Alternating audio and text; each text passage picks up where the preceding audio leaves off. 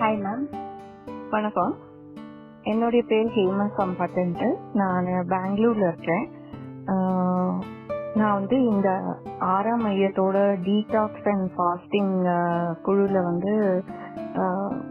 ஒரு 25 நாள் அந்த பயணம் முதல் வாரம் வெறும் தண்ணி எலுமிச்சம்பழத்தோட நாள் முழுக்குமே அந்த வாரம் முழுக்குமே அது மாத்திரம்தான், வேற உணவு கிடையாது, வேற எதுவும் கிடையாது அப்படின் போது கொஞ்சம் ஒரு ஒரு பயம் கலந்த ஒரு இதுவா இருந்தது. ஆனா 2-3 நாள்லயே அது பழகிடுச்சு. அதுக்கப்புறம் ராத்திரி எப்படியா இருந்தாலும் தினமுமே ஃப்ரூட் சாப்பிடலாம் அப்படிங்கிற இது இருந்தது. மதியம் நடுவுல வேணும்னா மூசம்பி ஜூஸ், பைனாப்பிள் ஜூஸ் குடிச்சுக்கலாம் இருந்துச்சு. ஆனா அதெல்லாம் அந்த அவசியமே இல்லாம இருந்தது. ஒரு தண்ணி மாத்திரம் குடிச்சு நம்ம மனசால மாத்திரமே நம்மளால ஈஸியா டிராவல் பண்ண முடியும் அப்படிங்கறது முதல் வாரம் எடுத்து சொல்லிச்சு. 2வது வாரம் இளநீரும் அந்த இளம் காயும் முழுக்க அந்த ஒரு வாரம் முழுக்க சாப்பிட மாதிரி, அதுக்குமே ரொம்ப சுலபமா தான் அதுவுமே இருந்துச்சு. அவ்வளோ ரொம்ப கஷ்டப்படலை. நடுவில் ஆரா டீ குடிச்சுக்கலாம், இந்த மாதிரி ஜூஸ் குடிச்சுக்கலாம், கொஞ்சம் தலை வலிச்சதுன்னா அப்படின்னு இருந்தது. இந்த தண்ணி மற்றும் இந்த இளநீருக்கு முன்னாடியே இனிமா பண்ணிக்கணும் அப்படின்னு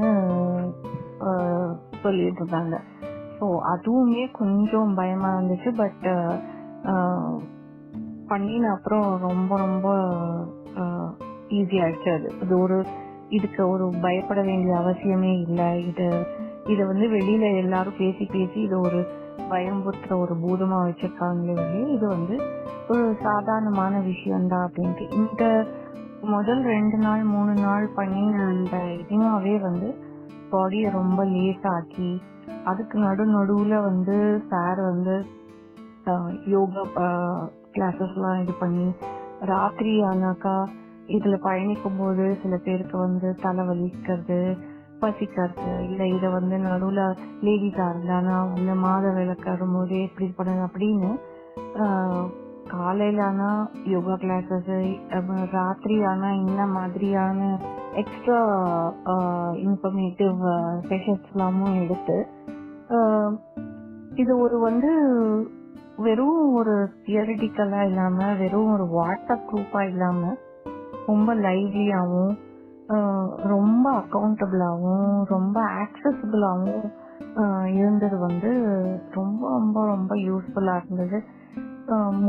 இதுல 70 kg இருக்கிறவங்க, அந்த மாதிரி அதுக்கு மேல இருக்கிறவங்க, இந்த மாதிரி மெனோபாஸ்ல இருக்கிறவங்க அதெல்லாம் கஷ்டப்படுறத எப்படி சுலபமா டீடாக்ஸ் பண்ணி ஃபாஸ்டிங்லயே நம்மளோட வெயிட்டை குறைச்சிக்க முடியும், இயற்கையாவே நம்ம எப்படி குறைச்சிக்க முடியும், இதுக்குன்னு ஒரு பெரிய இந்த மாதிரி கிளினிக்லாம் போய் பாட்டிக்ஸ் அந்த மாதிரிலாம் இல்லாம எப்படி நம்மளோட உணவு பழக்கத்திலையும் நம்ம மனசு கட்டுப்பாட்டிலையுமே ஒரு நல்ல கைடன்ஸ் மூலமாகவும் ஒரு நம்பிக்கை கொடுக்கற கைடன்ஸ் மூலமாகவுமே நம்மளால இதுல இருந்து மீண்டு வர முடியும் அப்படிங்கிறது இந்த பயணம் ரொம்ப ரொம்ப யூஸ்ஃபுல்லா இருந்துச்சு.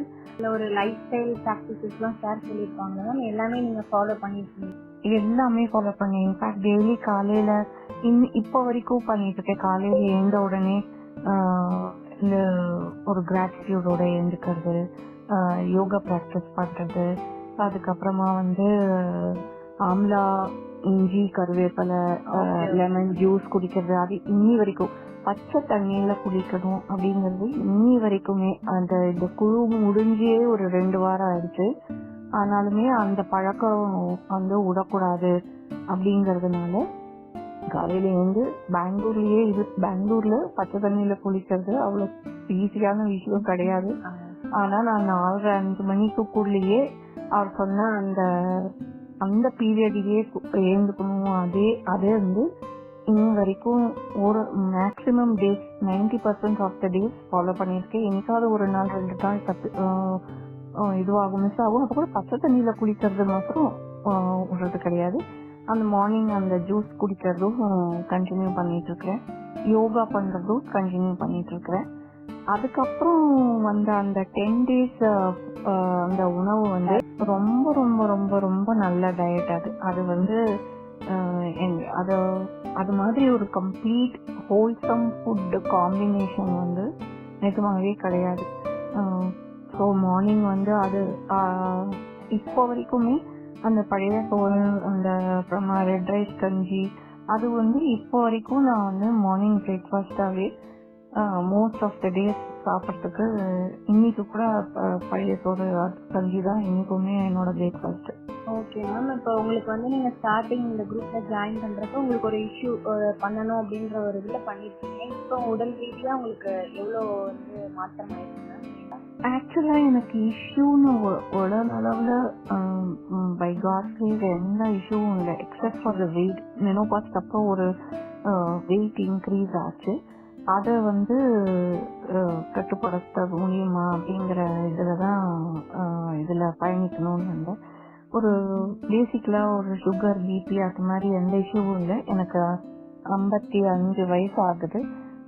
மெனோபாஸ்க்கு அப்புறம் ஆன அந்த வெயிட் வந்து நார்மலாக குறைக்கணும் அப்படிங்கிறதுனால தான் இந்த குழுவில் பயணிக்கணும்னு விருப்பத்தேன். ஒரு நல்ல ஒரு 6 to 7 kgs வந்து குறைஞ்சிச்சு. என்னால் என்னோட பழைய ட்ரெஸ்ஸஸ்லாம் போட்டுக்க முடியாது இனி வரைக்கும். ஸோ அதுவே எனக்கு ரொம்ப ரொம்ப பயங்கர சந்தோஷம் எனக்கு. Okay ma'am. அதோட யோகா செஷன்லாம் நீங்கள் டெய்லி ஃபாலோ பண்ணிட்டு தான் இருக்கீங்க? இப்போவும் பண்ணிட்டேன். தினம் யோகா பண்ணுறேன். அந்த காலையில் இந்த கிராட்டிடியூடு, இந்த ஜூஸு, மார்னிங் பிரேக்ஃபாஸ்ட்டு, நைட்டு பழம் தான் இப்போவும் சாப்பிட்டுட்ருக்கேன். மதியம் மாத்திரம் எப்பயும் வீட்டில் சாப்பிட்ற சாப்பாடு சாப்பிட்டுக்கலாம் சொன்னாலும் அது சாப்பிட்டுட்ருக்கேன். மற்றபடி அதே இதில் ஃபாலோ பண்ணிட்டுருக்கேன். Okay ma'am. ஓகே. ஓவராலாக உங்களுக்கு வந்து இது ரொம்ப வந்து யூஸ்ஃபுல்லாக இருக்குது அப்படின்ற மாதிரி நீங்கள்? கண்டிப்பாக ரொம்பவே யூஸ்ஃபுல்லாக இருக்குது. பாடி இன்னுமே ஒரு வெயிட்லெஸ்ஸாக ஒரு லேஸாக இருக்கிற அந்த ஃபீலிங் வந்து இன்னும் கூட இருக்குது. அவர் இன்னும் மாதம் ஒரு முறை எய்மா எடுக்கணும்னு சொல்லியிருக்காரு. ஸோ இந்த மந்த் எண்டா அந்த மாதிரி, இல்லைன்னா இந்த வீக் எண்டா அது மாதிரி இன்னொரு ஒரு எய்மா எடுக்கலாம் அப்படின்ட்டு தான் பிளான் பண்ணிட்டுருக்கேன். ஸோ அதையும் ஃபாலோ பண்ணணும் அப்படின்ற உறுதியில தான் இருக்கேன். ஸோ இனிமாவும் விடக்கூடாது, அட்லீஸ்ட் மாதம் ஒரு முறை பண்ணிக்கோங்க அப்படின்னு சொல்லியிருந்தாரு. Thank you ma'am. நல்ல டீட்டெயிலாக உங்களுக்கு நடந்த சேஞ்சஸ் அழகாக சொன்னீங்க. நன்றி மேம்.